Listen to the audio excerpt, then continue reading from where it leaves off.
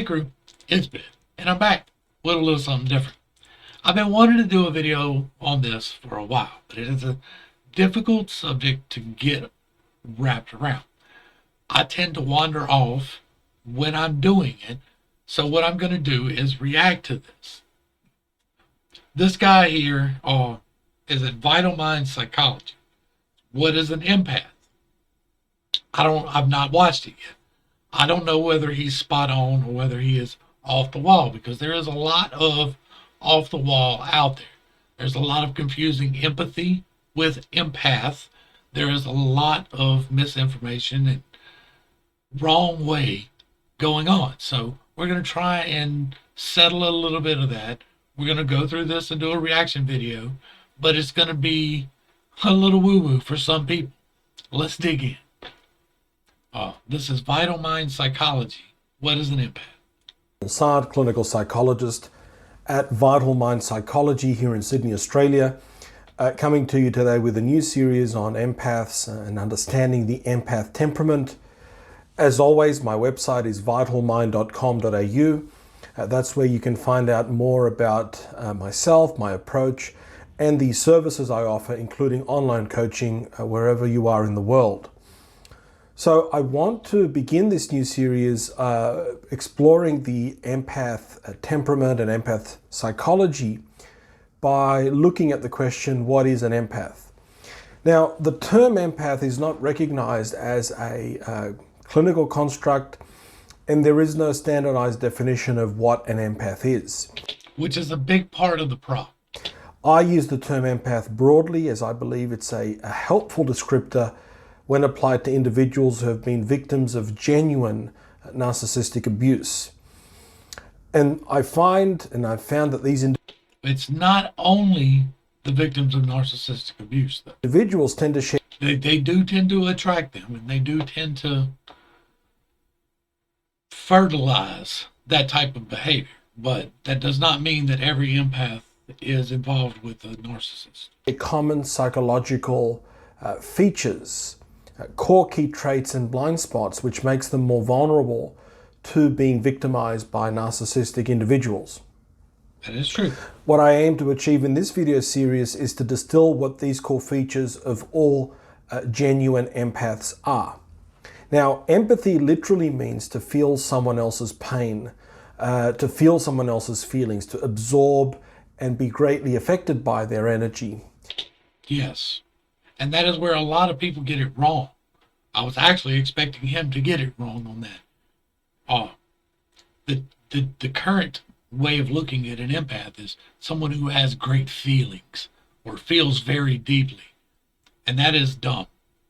Like, categorically dumb.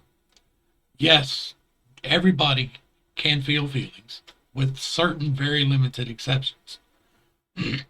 Everybody experiences their feelings in different ways. That just because someone doesn't break down crying doesn't mean that they don't feel crushing sorrow. So that has less to do, like, your emotions have less to do with whether you're an empath as to the emotions that you pick up from someone else. And when I say pick up an emotion from someone else, I don't mean that you hear somebody talking and you're like, oh, they're bitchy. Like, anybody can do that. But if I walk into a room with a single person and they are engaged in something else, I can tell their temperament right away from the way that they're engaged. I can tell, like, I can pick up that energy, like, effortlessly right away. And I am right most of the time. Like, when I say most of the time, it is the high 90%. Like, I am wrong. Everybody's wrong every once in a while, but it is a direct energy transfer. It is not necessarily waiting on cues. It is not necessarily picking up on vocal tones or anything like that. It is a literal feeling. It is like another sense, not in a supernatural, like you're a superhero type of way. It's not in a I'm a special one type of way.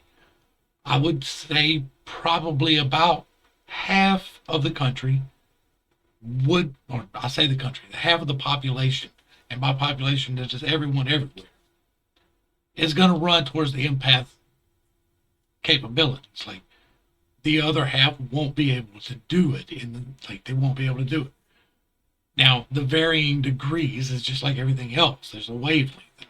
Where you're at on that wavelength, it depends on what you pick up, right? So if you're on the high end of the electrical sensitivity wavelength, then you're going to pick up other people's feelings almost immediately. Whereas if you're on the other end, then you're not going to pick up anybody's feelings at all.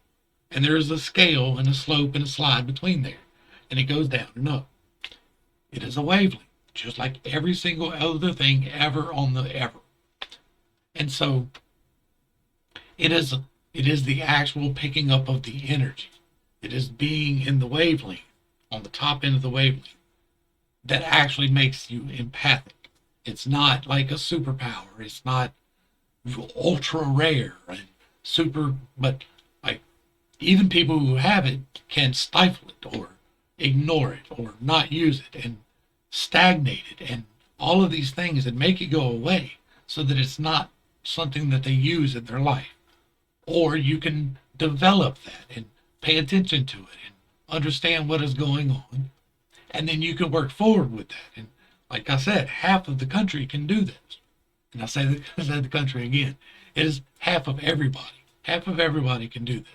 It tends more towards the feminine end, and it tends more towards the sympathetics and, people who feel the sympathy. I mean, like, it's not how you feel. It is how you feel others. I hope I'm getting that across. It's not the same as having sympathy or understanding where someone else is coming from, but literally to feel the feelings of others. Yes. And like I can actually do that to the point where I can feel the physical pain of others. And I can do that consciously as well as unconsciously. Like I can literally put myself into that position. Like I literally feel the pain. And when I say that, that means all the horrible fucking things that could possibly mean. And that's going to be something important to keep in mind when we speak about empaths in the genuine sense of the word. That these are individuals that are deeply affected by the energy of those around them. Yes. I really was not expecting this. Including physically affected. I was hoping for this, but I was really, really expecting this to be on the other end of that spectrum. Now, the working definition of empath I use in my clinical practice is the following. Number one, an empath is an individual who has an innately high level of attunement to the needs and the energy of those around them. Number two, an empath has difficulty referencing their own needs, including those of their own physical body, especially when they are under stress. That can be true to a certain extent, yeah.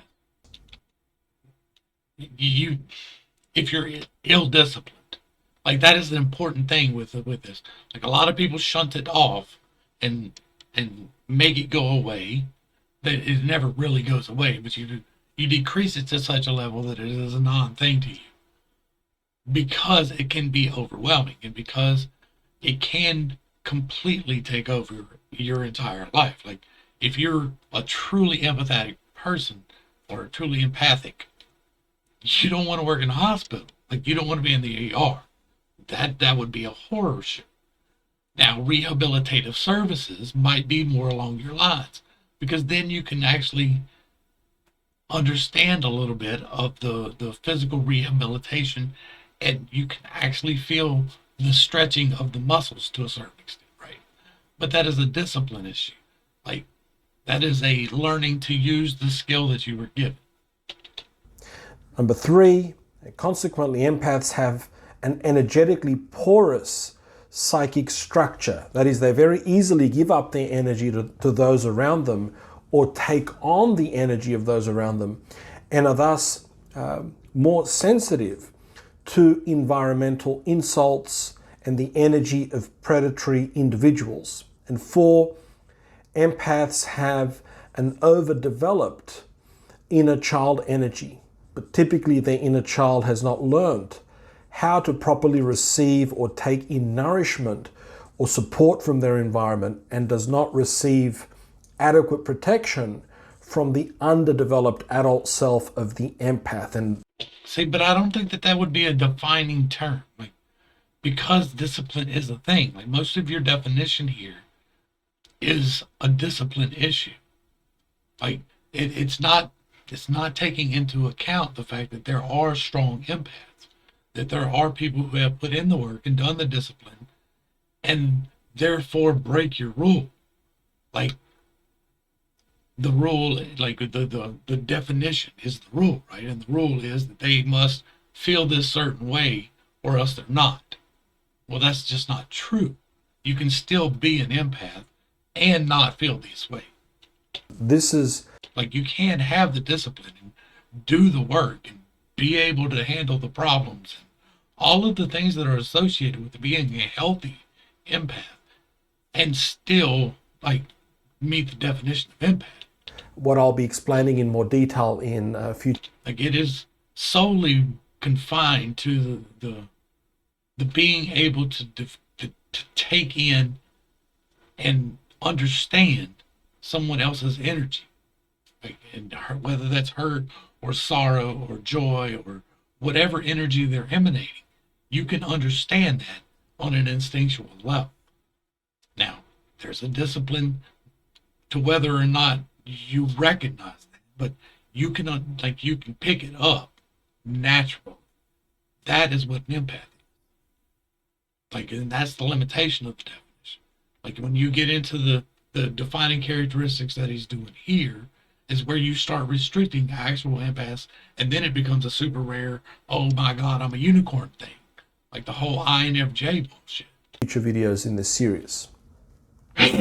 Now, the empath's tendency to absorb the energy of others and their difficulty referencing their own needs leads them to oscillate between two core states. One, a more what I would call a dependent state, where they are dependent on the approval, affirmation, reassurance, and acceptance of others. They easily give up their energy when in this state, not only to please others, That's an undisciplined empath. but to gain their protection, their support. We could call this the empath's vulnerable state or dependent state. And secondly, what we could call a counter-dependent state, where the empath seemingly denies their vulnerability, tries to function as an adult with a seeming...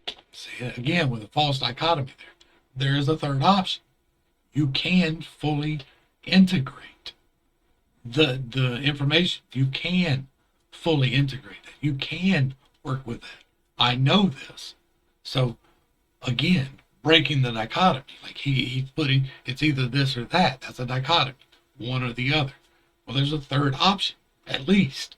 So, non-porous psychological structure that can protect their inner child, but ends up collapsing back into this state of dependency. And this is what I call the empath's pseudo-adult state. Now, the oscillation between these two states, dependent and counter-dependent, or a vulnerable slash fearful slash hyper-agreeable state, and a state where there is a seeming denial of vulnerability, creates predictable problems for empaths, including trouble holding their ground, owning and asserting their position, easily giving up their authority in exchange for what they perceive will gain them security, protection, acceptance, or love, or will cause the lessening of conflict. that is all people. That's not specific to empaths. And difficulty taking in support or actively resisting help, owing to the belief that they need to only rely on themselves, the counter-dependent stance, and I've touched on this in a previous video called... So he's dealing with two different types of undiscipline.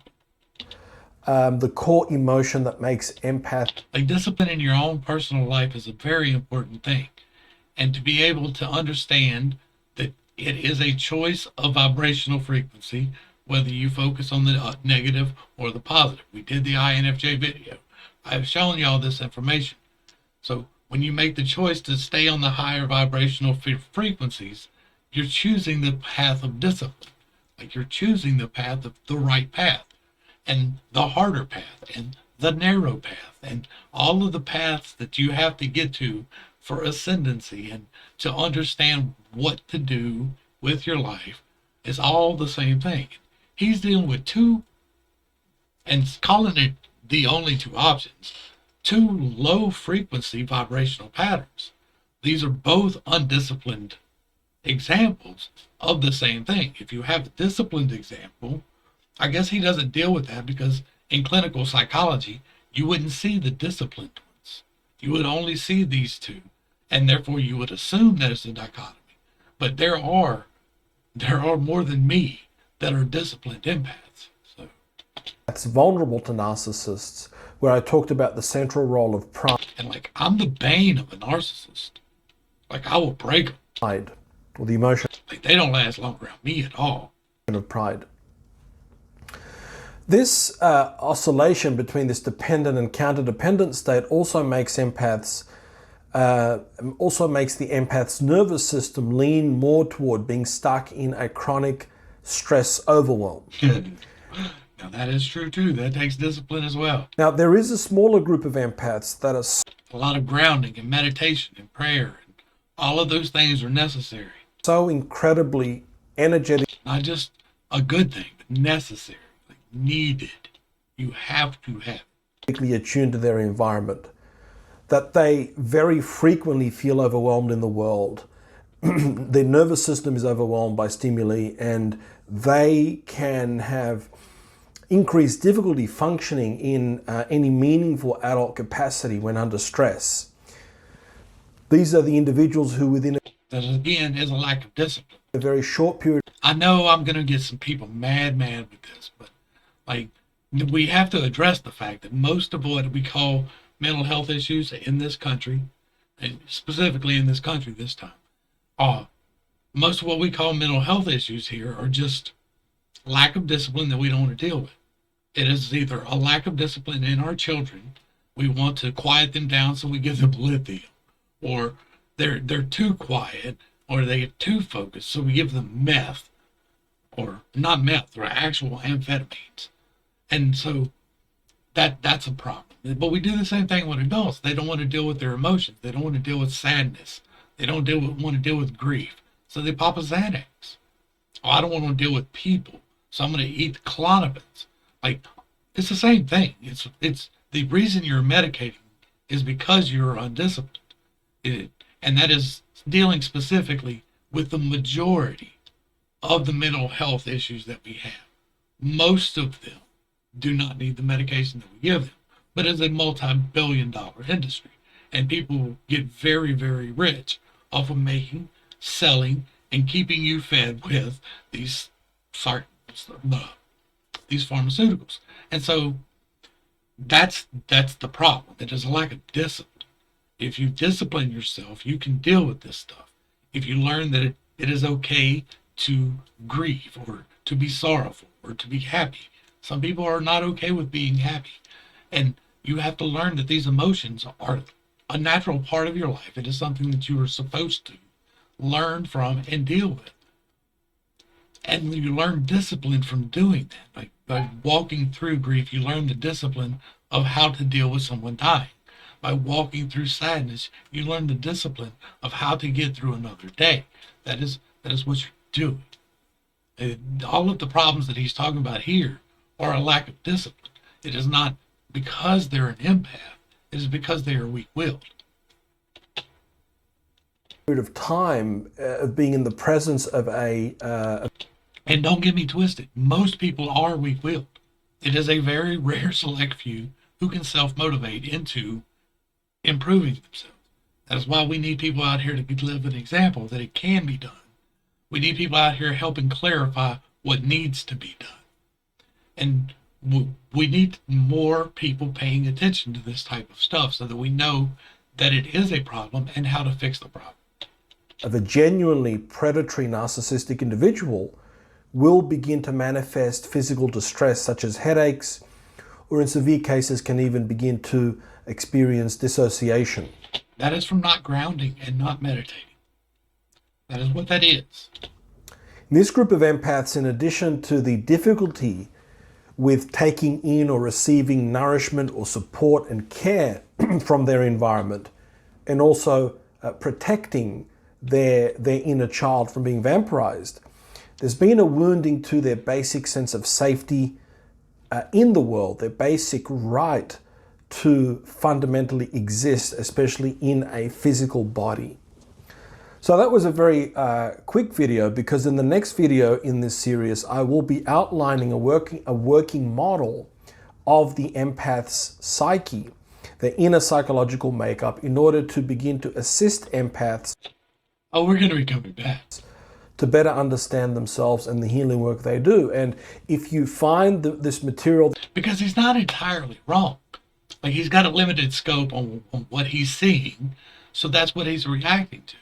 And that's absolutely understandable, because in a professional setting, you're dealing with the people that are having trouble handling it. You don't get to see the people like me.